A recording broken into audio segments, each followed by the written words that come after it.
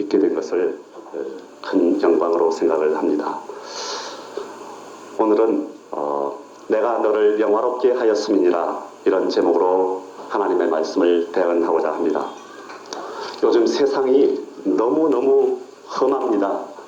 그 험한 내용은 일일이 열거를 할 수가 없습니다. 며칠 전에는 자조의 웃음이 나올 수밖에 없는 사건이 있었어요. 오토바이족이 길 걸어가는 어른을 뒤에서 뒤통수를 쥐어박고 달아났다는 거예요. 그래서 그 뒤통수를 쥐어박힌 어른이 라디오 프로그램에 나와서 말을 하는데 이 화가 나는 것도 아니고 미운 것도 아니고 너무너무 황당하고 기가 막히더라는 것입니다. 세상이 이렇게까지 됐어요. 여러분 어떻게 생각을 하십니까? 그러나 오늘 이 성경은 우리에게 희망을 주고 소망을 주는 말씀을 해주고 계십니다. 오늘 본문은 하나님이 이룩하실 새하늘과 새 땅에서 새로운 모습으로 덧입게 될 거룩한 성 시온의 영광스러운 모습을 노래하고 있습니다. 이스라엘의 회복과 영광을 노래하고 있어요. 그리고 세상의 온갖 죄악을 몰아낼 영광의 빛이 시온에서 빛날 것임을 선포하고 있습니다. 또한 풍요와 희락이 넘쳐나게 될 시온의 전경을 노래하고 있어요. 오늘 본문은 세 마디의 명령문과 그리고 여러 가지 약속으로 이루어져 있습니다. 먼저 세 가지 명령문을 살피도록 하겠습니다. 첫 번째 명령 1절에 보니까 일어나라 그렇게 명령을 하고 계십니다. 일어나라는 말은 누구에게 할까요? 죽은 자에게 하는 것입니다. 죽은 자를 살리실 리가 죽은 자에게 일어나라고 명령을 하는 것입니다. 마가복음 5장 35절을 보니까요. 회당장 야이로의 딸이 죽었습니다. 그런데 예수님이 야이로의 딸에게 다가가서 말씀했습니다. 달리라고 소녀야 내가 내게 말하노니 일어나라. 그러자 그 말 한마디에 12살 된 소녀가 죽은 소녀가 곧 일어나서 걸었다고 기록을 하고 있습니다. 그리고 사도행전 9장 36절에서 37절을 보면은 요바에 사는 다비다라고 하는 여제자가 있었어요. 그런데 그 제자가 죽었습니다. 그런데 예수님의 제자 베드로가 죽은 다비다라는 여자를 찾아가서 그를 향하여서 말했습니다. 다비다야 일어나라. 그 명령 한마디에 죽은 자가 눈을 떠서 베드로를 보고 일어나 앉았다고 기록이 되어 있습니다. 이와 같이 이 일어나라는 명령은 죽은 자에게 하는 명령인 것입니다. 그 다음에 또 누구에게 일어나라고 명령을 하느냐? 중풍병자나 절름발이 안진뱅이에게 하는 명령인 것입니다. 마태복음 9장 6절을 보니까요. 예수님이 중풍병자에게 다가가서 말합니다. 일어나! 내 침상을 가지고 집으로 가라.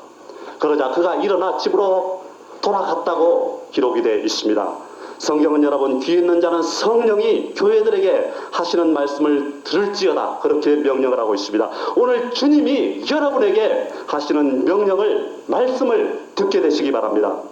오늘 여러분 중에 신앙이 죽은 자가 있습니까? 신앙이 안진뱅이 된 자가 있습니까? 신앙이 절름발이 된 자가 있습니까? 신앙이 중풍병이 걸린 자가 있습니까? 오늘 주님이 말씀합니다. 영이 죽은 자여 일어나라. 영이 절름발이 된 자여 일어나라. 신앙이 불구가 되고 중풍병에 걸린 자여 일어나라. 신앙이 안진뱅이 된 자여 일어나라. 일어나라. 일어나라. 일어나라. 일어나.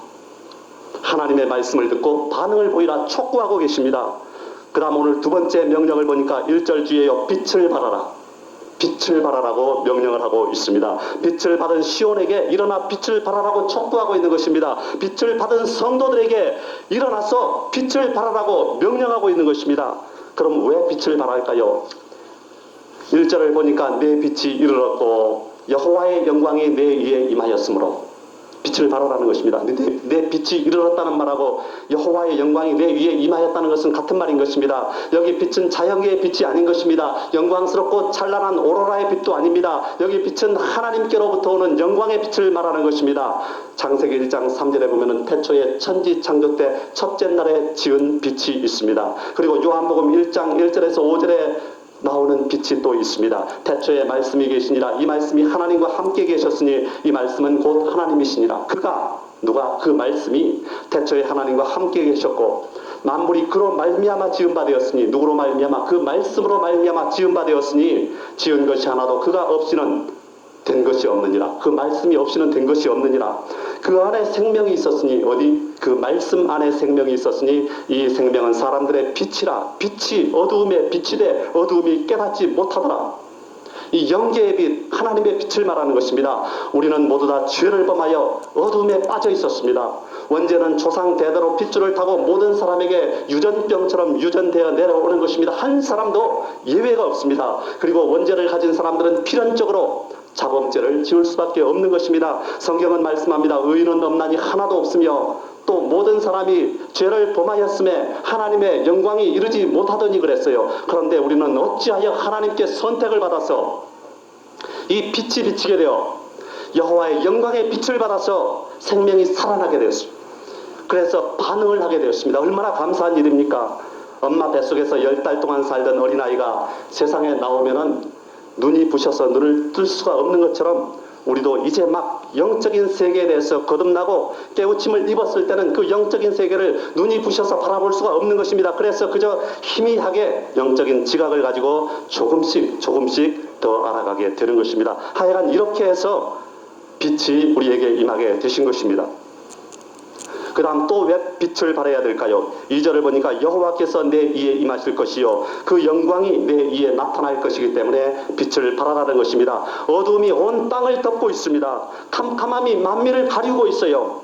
세상 사람들은 영원히 그런 상태입니다. 어떤 상태예요? 어두움과 캄캄함에 덮여서 가리워져 있는 그런 상태인 것입니다. 그러나 택함을 받은 사람들은 여호와께서 내 이에 임하실 것이라는 것입니다. 성령 하나님이 여러분 위에, 저의 위에 임하여 계신다는 것입니다.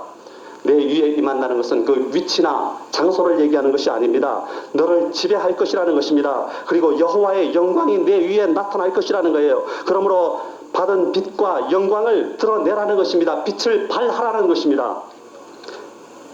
달에 가서 찍은 지구의 사진을 보신 적이 있습니까? 너무너무 아름답잖아요. 푸르스름한 게. 우리가 여기서 별을 볼 때는 노란색인데 그 달에서 우리 지구를 찍은 사진을 보면 아주 물 때문에 그런지 푸르스름하고 아름답잖아요. 우리는 태양이 아니더라도 이 지구는 그 빛을, 태양빛을 반사해가지고 비추는데도 너무너무 아름다운 빛을 비춥니다.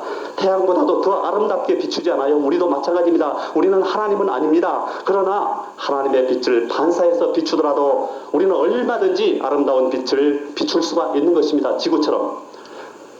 지구가 태양빛을 받아서 아름답게 반사하듯이 우리 성도들도 영계의 태양이신 하나님의 빛을 받아서 반사해야만 되는 것입니다. 하나님은 이 지구와 사람을 정말 오묘하게 창조를 했습니다. 공통점이 둘 사이에 너무 많아요.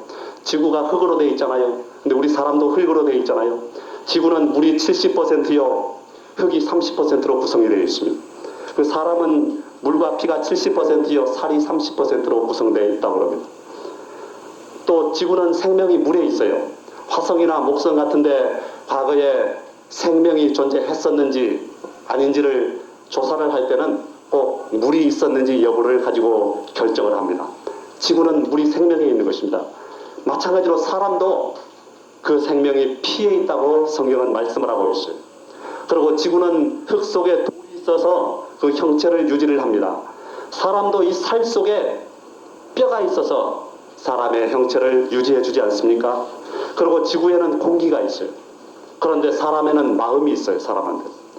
또 공기 속에는 산소가 있어서 생명이 살게 합니다. 우리 사람 마음 속에는 영이 있어서 살리는 일을 하는 것입니다. 또 지구는 스스로 빛을 발할 수가 없어요. 태양빛을 받아서 반사하는 것입니다. 사람도 마찬가지입니다. 우리 스스로는 빛을 발할 수가 없는 것입니다. 영계의 태양인 하나님의 빛을 받아서 반사하는 것입니다. 정말 오묘하지 않습니까? 놀랍지 않아요?